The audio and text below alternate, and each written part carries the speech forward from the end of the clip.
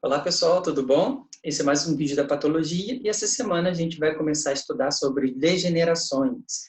Na semana passada a gente começou a falar de uma degeneração, que é a degeneração hidrópica. Não sei se vocês lembram, mas a deficiência de oxigênio faz com que pare a bomba de sódio e potássio, acumule sódio dentro da célula e por um processo de difusão a água entra e ela fica inchadona, né, e acaba rompendo, morrendo, e por isso é chamado de degeneração hidrópica ou tumefação. Então, hoje, a gente vai continuar o assunto, né? E vamos falar de uma degeneração extremamente importante, que é a degeneração gorda ou lipidose, certo? Bom, então, o processo degenerativo acumula alguma coisa, né? Na aula passada a gente viu que acumula água, mas o que é mais comum acontecer é acúmulo de produtos do catabolismo, como lipídios, glicogênio e proteínas. Então, esses três constituintes é que vão dar um processo degenerativo maior. A duração e o efeito do agente causador é diretamente proporcional à lesão e à gravidade, né? Os processos de vascularização são muito importantes, então, tecidos mais vascularizados tendem a ter mais degenerações, e o metabolismo celular também. Então, tecidos que têm metabolismo alto, né, e vascularizados tendem a ter mais degenerações. Então, nesse sentido, se a gente for pensar quais são os órgãos que têm isso, a gente consegue determinar que o fígado, o rim, o músculo e o coração são órgãos com essas características, né? Que são órgãos com metabolismo acelerado e supervascularizados, né? Então, eles são os órgãos com maior atividade metabólica e, por isso, fora o cérebro, né? Mas o cérebro a gente vai comentar que pode ter também, mas não é com maior probabilidade. Então, fora isso, eu posso ter todos os órgãos sendo afetados. Tá? Por quê? Porque todos participam do processo metabólico. A gente não está falando que degeneração é acúmulo de produtos do metabolismo? Então, todos os órgãos eles vão ter produtos do metabolismo, né? Então, todos podem ser afetados. Agora, aquele com maior atividade e vascularização são afetados com maior frequência, principalmente o fígado e o rim, tá? Esses dois. Bom, a nossa primeira degeneração é a chamada gorda, ou lipidose, quando vocês encontrarem a palavra com final -ose, né? Esse sufixo indica processo degenerativo, tá certo, gente? Então, lipidose é um processo degenerativo onde o lipídio, a gordura, está envolvida. Ela pode ser chamada também, além de degeneração gorda e lipidose, pode ser degeneração gordurosa ou esteatose, porque o prefixo esteato tem a ver também com gordura. Okay? Então, tudo isso é sinônimo, não são degenerações diferentes, são sinônimos. Vamos relembrar um pouquinho lá da bioquímica, né? A respeito da oxidação dos triglicerídeos, da utilização da gordura. Então, nós temos que a gordura é armazenada no nosso corpo na forma de triglicerídeos. Então, a gente come a gordura, ela é quebrada, absorvida, reúne os quilomicrons, não é assim? E aí, ela é armazenada no tecido adiposo. Então, a gente tem um tecido de reserva, né, que é o tecido adiposo, que ali eu tenho células específicas chamadas de adipócitos, que ficam ali acumulando esse triglicerídeo, na forma, né, de gordura, para que, quando eu preciso de alguma energia que está faltando no animal, eu possa retirar esses triglicerídeos através da quebra que a gente vai ver e produzir energia, não é assim? Então, o triglicerídeo, na verdade, é chamado de triacilglicerol. Por quê? Triacil, porque ele tem 3 ácidos graxos ligados à sua cadeia, né? Essa aqui é a composição do triglicerídeo. Ele tem 3 partes de ácido graxo e uma parte de glicerol. Esses ácidos graxos estão ligados ao glicerol, de forma que, quando eu preciso de energia, o que acontece? Eu ativo a lipase, que é o hormônio que digera lipídio, então o próprio nome já está dizendo, né? Lipase, a gente tem que lembrar que o final ase indica enzima, e toda enzima quebra alguma coisa. Então, a lipase vai quebrar esse lipídio, e essa lipase é hormônio sensitiva, através do estímulo do glucagon, né? Então, se eu preciso de energia, eu estou num processo de catabolismo, como, por exemplo, um jejum muito prolongado, né? Você está sem comer muito tempo. Você entra em catabolismo. O que é o catabolismo? É quando há a quebra, não só de gordura, mas de todos os produtos a fim, né, de reserva, como o glicogênio, por exemplo, para produzir energia. Então, primeiro quebra glicogênio para produzir glicose e depois quebra gordura também para produzir glicose. Então, esse processo de quebra e utilização da glicose é chamado de catabolismo. E o contrário é anabolismo, ou seja, se você come uma feijoada, né? Acabou de almoçar, aí você vai ter aumento de glicose, aumento de gordura, isso vai ser depositado, isso chama anabolismo, tá? Então, frente ao catabolismo, ou seja, você está com um balanço energético negativo, como, por exemplo, o jejum prolongado, vai haver a quebra do glicogênio para produzir glicose e depois vai haver a quebra de gordura para produzir energia. Essa quebra de gordura, ela é feita pela enzima lipase, que vai quebrar o glicerol, né? Vai quebrar a gordura, fazendo a quebra das ligações do ácido graxo com o glicerol. Essa lipase é chamada de hormônio sensitivo porque ela é estimulada pelo glucagon. O glucagon é um hormônio, né, que ele é hiperglicemiante. Ele aumenta a glicose. Como é que ele aumenta a glicose?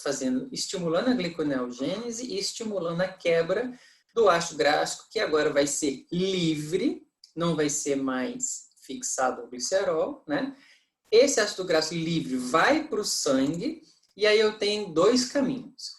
Ou ele é utilizado no sangue como fonte de energia, né? Ou ele vai para o fígado e lá ele participa da gliconeogênese, principalmente em ruminantes, né? A gente tem esse caminho os ácidos graxos livres, eles são muito importantes no ruminante para produzir glicose, porque o ruminante ele não come uma dieta, né, como o carnívoro come. E esses ácidos graxos livres são produzidos no rumen através da fermentação e eles vão para o fígado fazer a gliconeogênese, né? Mas nas outras espécies acontece também isso.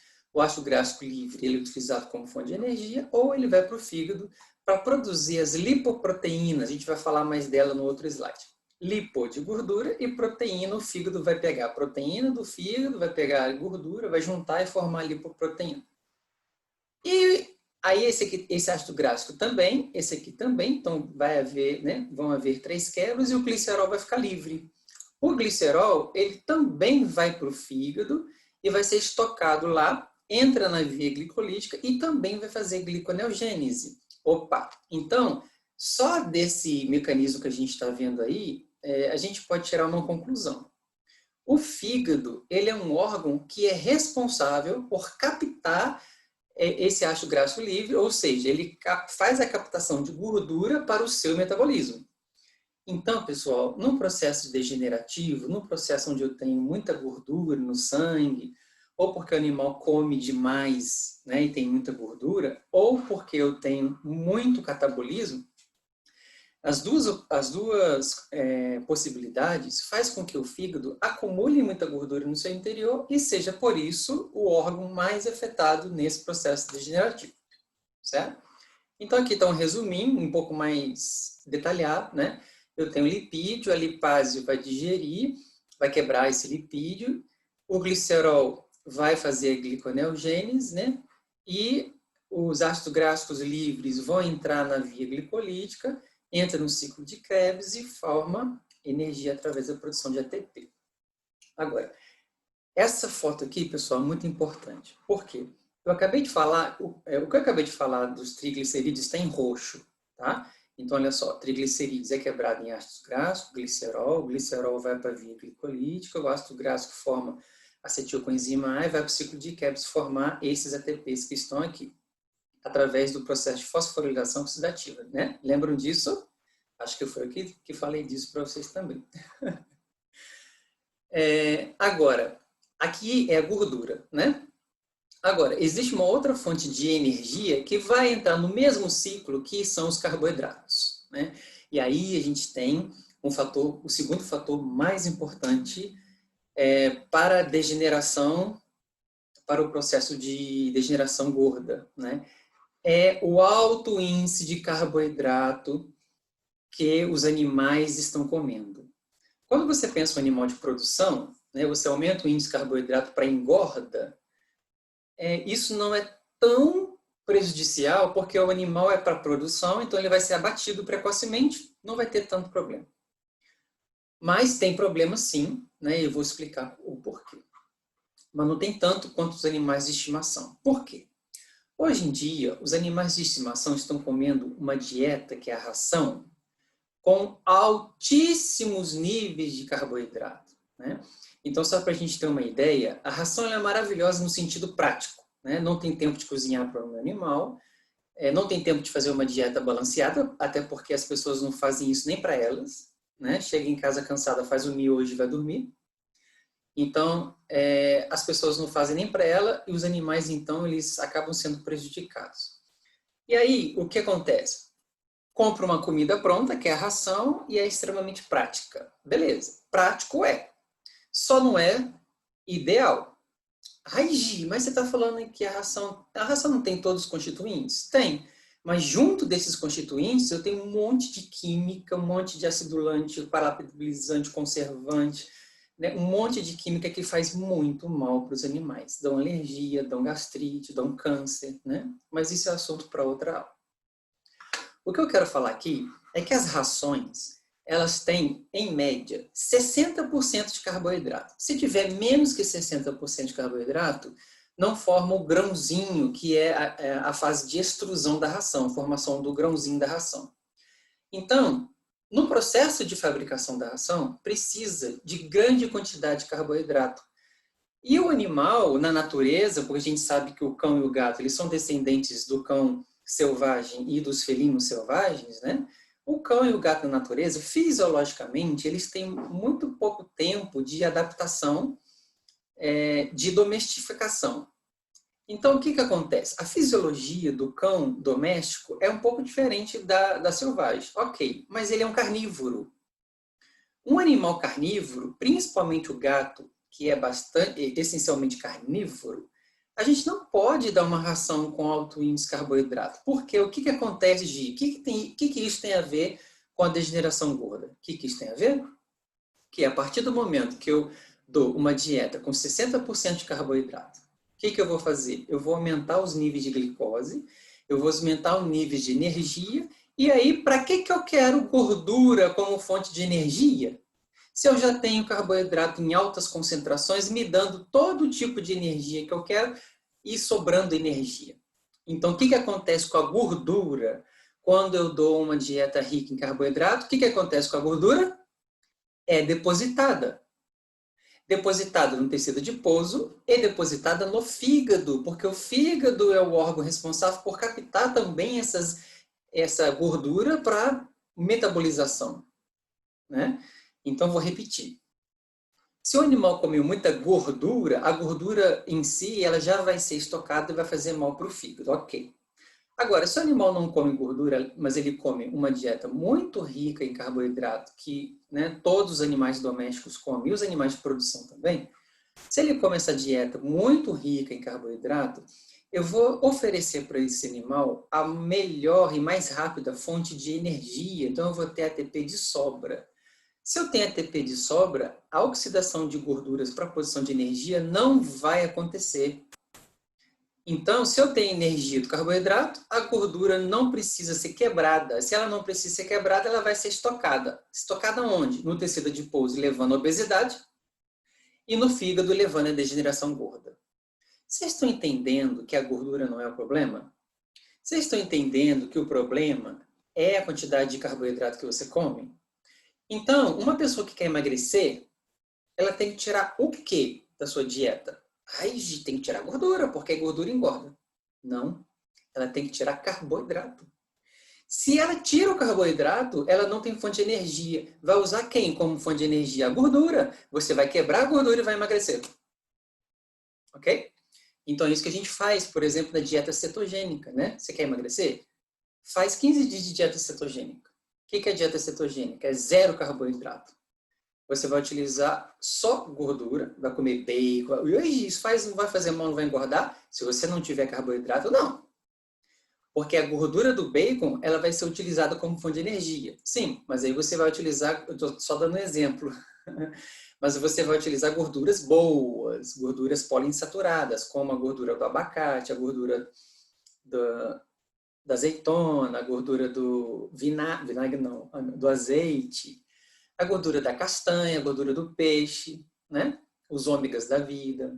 Você vai usar a gordura boa como fonte de energia e vai zerar o carboidrato. Isso não pode manter uma dieta assim, né, por longo tempo, mas para emagrecer, por curto tempo, é muito bom. Então, entenderam o problema? O problema é que hoje a gente tem nos animais domésticos uma dieta muitíssimo rica em carboidrato. E isso, para um carnívoro, é muito ruim, né? E lá no fígado, o que ele vai fazer, né, com os ácidos graxos que são produzidos, que são quebrados através da lipase? O que ele vai fazer? Ele vai pegar esse ácido graxo e vai, através do alfa-glicerofosfato, ele vai juntar para formar os triglicerídeos, para formar as apoproteínas. Então, aqui no fígado, vai haver, com a utilização dos ácidos graxos, a formação de lipoproteína, que ele vai pegar a gordura, que são os triglicerídeos, então por isso que tem o nome de lipo, e vai pegar a proteína que o fígado sintetiza e vai juntar com o triglicerídeo e vai formar lipoproteína, né? E vai jogar no sangue, que são o colesterol bom e o colesterol ruim, né? LDL, VLDL e HDL. Lipoproteína, qual a diferença das três? A densidade. Então, o LDL é de baixa densidade, low density. Aqui, a VLDL é muito baixa densidade, né? Então, very low. E a alta densidade HDL, né? High Density Lipoprotein. Então, aqui eu vou ter as lipoproteínas sendo formadas no fígado, né? E ele utiliza justamente os ácidos graxos para formar essa lipoproteína. Então, por isso que o fígado ele sai absorvendo os ácidos graxos que estão no sangue e ele é uma forma de estoque desses ácidos graxos por causa do seu metabolismo. Por isso que o fígado ele vai entrar em degeneração muito rápido por conta disso, né? Por causa da fisiologia dele.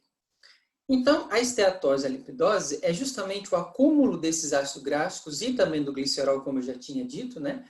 Dentro do hepatócito, que é a célula unidade do fígado, na forma de gordura, né? Dentro desses hepatócitos.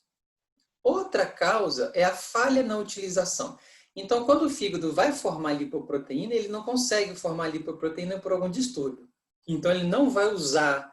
Então, uma coisa, pessoal, é ter o aumento de gordura no sangue que vai para o fígado. E outra coisa é simplesmente eu não usar a gordura que está disponível lá. Se eu não uso, ele acumula. Tá? Então, a falha na utilização. Resultado. Sabe quando você vai fazer o macarrão? Aí eu não faço isso não, mas tem gente que joga óleo na água, né? Aí o que acontece? Forma aquelas gotículas que são chamadas de micelas. Vocês também viram isso em bioquímica. Porque é uma substância polar junto com a outra apolar, não se misturam. Então, água e óleo não se misturam e formam micelas, aquelas gotículas redondas. A mesma coisa vai acontecer no citoplasma da célula, que é aquoso. Quando eu tenho gordura dentro da água, eu vou formar glóbulos, eu vou formar bolhas de gordura dentro do citoplasma e essas bolhas vão juntando, até que a célula lisa, devido à grande quantidade de gordura que ela não comporta e acaba morrendo. E aí é o problema do processo degenerativo, certo? Então, como eu falei, o órgão-alvo é o fígado, né? Então eu vou chamar esteatose hepática, mas pode ocorrer no rim, pode ocorrer no coração. Então eu vou ter esteatose renal, esteatose cardíaca. A esteatose, ela não é, as pessoas confundem isso. A esteatose não é exclusiva do fígado. Ela pode acontecer em qualquer órgão. Lembra que eu falei os órgãos que têm maior metabolismo e vascularização? Então, o fígado ele é o órgão-alvo por conta da sua fisiologia de oxidação das gorduras e formação de lipoproteínas. Mas ele não é exclusivo, tá? Então, as predisposições, né? Quando é que o animal vai ter isso? A predisposição mais importante, mais forte que a gente tem é a obesidade. Então, hoje, a gente vê por que os gatos estão tão obesos desse jeito? Porque você está dando uma ração com altíssimo índice de carboidrato para um carnívoro. Ai, Gi, mas tem proteína, sim. Mas para a ração esse equilíbrio de macronutrientes, tá? Macronutrientes é gordura, carboidrato e proteína. E o equilíbrio desses compostos na ração para um carnívoro não é legal. Mas o que é legal na ração? É apenas duas vantagens. A primeira é que ela é um alimento prático e pronto. E a segunda é que ele consegue ter um equilíbrio de micronutrientes. Você consegue colocar ali, suplementar aquela ração com micronutrientes, de modo que o animal possa ter um pelo bonito, possa ter imunidade, possa ter fezes durinhas, sem cheiro para dentro do ambiente, né? Todas aquelas vantagens que a gente tem das rações que o mercado faz, né? Que é um alimento nutricionalmente balanceado, né? Na verdade, eu dou ração para minha cachorrinha, né? Porque simplesmente por falta de tempo de fazer a comida, mas eu não gosto da ração. Eu acho que ração ele não foi feito para um carnívoro, principalmente para gato, tá? Então eu sou adepta à alimentação natural, só que a gente tem que ter cuidado com a alimentação natural também, né? De fazer equilibrado. Mas se a gente for parar para pensar, pessoal, nem os seres humanos fazem uma dieta equilibrada. Quem já foi no nutricionista para fazer uma dieta equilibrada só para ter saúde, sem ser para perder peso? Ninguém. Ninguém vai no nutricionista para falar assim, quero comer bem. Passa aí uma dieta para eu comer bem. Não estou precisando emagrecer, não estou precisando fazer nada, eu só quero comer bem. Ninguém vai, só vai no nutricionista quem quer emagrecer, né? Então, a gente fica preocupando demais com manter uma dieta nutricionalmente equilibrada para o animal. É importante? É. Mas, se você fizer uma alimentação natural, mesmo que ela não esteja 100% equilibrada, você vai diminuir a quantidade de carboidrato que na ração é de 50% a 60%, que é altíssima para um carnívoro. E isso vai fazer muito bem a ele. Você vai aumentar o teor proteico e vai aumentar o teor de gordura. E gorduras saudáveis, né? Você vai colocar gorduras saudáveis para o seu animal. Ele não vai engordar. Por quê? Porque o carboidrato ele está baixo, então ele vai utilizar a gordura como fonte de energia. Então, lá na natureza, o felino ou o carnívoro, né? O cão e os grandes felinos, eles fogem do predador, eles correm atrás de fêmea, eles correm atrás da caça, né? Gastam tanta energia, são extremamente como é que fala? Agitados e ativos, né? E eles não emagrecem e tiram isso de onde, se eles não comem carboidrato? Tiram da gordura, porque a gordura ela é altamente energética. Uma molécula de gordura é mais energética do que a molécula do carboidrato, né? Acontece que o carboidrato ele é uma energia mais pronta, mais rápida, e a gordura não. Então, pessoal, se o animal come na natureza, o que o animal come na natureza? Ele come proteína, que é carne, ele come o osso, que é proteína também, mas tem cálcios e minerais, né? Come vísceras, que tem micronutrientes, né? Vitaminas, minerais também, e come gordura. E aí ele vai ter energia para caçar, para correr atrás de presa, para fugir de predador e para lutar por território, para lutar por fêmea. Ele vai ter muita energia porque a gordura é bastante energética. E como ele está usando essa energia, essa gordura que ele está comendo, a gordura não vai depositar e o animal vai ficar ótimo. Então é isso que a gente tem que fazer com os nossos gatos. Qual que é o outro fator? Eu estou gastando um pouquinho de tempo com isso porque eu acho que isso é importante. Além de não dar ração para o seu animal e dar comida caseira, o que a gente tem que fazer? Tem que fazer exercício físico, né? Tem um programa no canal fechado, que eu não vou lembrar o nome agora, mas é um veterinário especialista em nutrição que é responsável por fazer os animais emagrecer, certo? E aí, o que ele faz? Ele pega a ração, a ração vai emagrecer? Se você der para o animal só a ração light, que é para emagrecimento, ele não vai emagrecer, pode fazer o teste. Então, o que esse veterinário faz? Quem quiser assistir, pode procurar, né? Depois eu passo o nome para vocês. O que esse veterinário faz? Ele dá a ração na quantidade mínima necessária através de peso e ele faz exercícios para o animal. só vai emagrecer se ele estiver comendo baixa quantidade de carboidrato associado ao exercício. E o que a gente tem hoje nos animais domésticos? Todos eles extremamente sedentários, não é isso? Então, pessoal, a gente não pode deixar isso acontecer.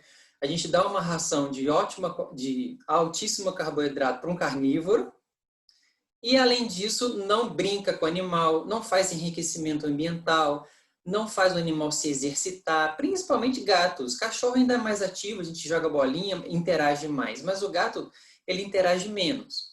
Mas aí você tem que fazer e dar brinquedos que ele possa interagir mais com o brinquedo e às vezes não com você, né? Então, fazer enriquecimento ambiental, fazer o animal subir, colocar o potinho de comida dele lá em cima, fazer com que ele tenha esforço físico para poder alcançar a comida, não deixar a comida embaixo, acesso fácil, colocar ração dentro de objetos que hoje tem no mercado que dificultam o animal pegar e sair grão por grão, né? Isso tudo é muito interessante, fazer com que o animal se exercite, tá? Então, a obesidade hoje, ela é muito comum. Aí você fala, nossa, que gatinho mais fofo. Olha que fofura esse gato. É uma fofura mesmo, né? Ele é lindo, gordinho desse jeito, mas isso, para a saúde do animal, não é legal. E os tutores, eles acham isso lindo, né? Pai, tá tão gordinho, acho que gordura é saúde, mas não é.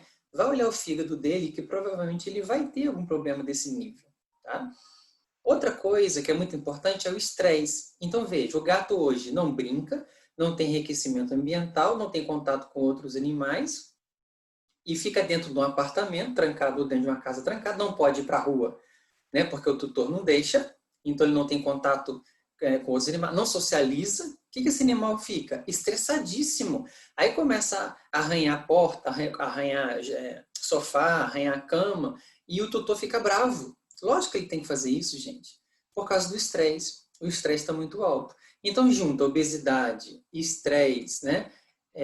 E aí, o que acontece? Libera cortisol, adrenalina, que são substâncias que vão ativar a lipólise, vão ativar a quebra de triglicerídeos, liberando ácidos gráficos e glicerol, que vai para o fígado e se acumula, tá? Porque a quantidade de ácido gráfico produzida é tanta que não é utilizada. Então, a produção é bem maior do que a utilização e faz com que tudo que é maior do que se utiliza, estoca. E o último fator, esse aqui talvez o mais importante, é que associado à obesidade e ao estresse, o felino não pode ter um período muito longo sem comer. Isso chama anorexia, jejum, tá? Anorexia é quando o animal não come, vai estar anoréxico, né? Então o gato, pessoal, ele não pode ficar muito tempo sem comer, né? Por quê? Porque ele vai fazer lipólise intensa pelo estresse, ele já é gordinho, já tem os níveis de gordura alto no organismo, que já tem o fígado com gordura pela obesidade.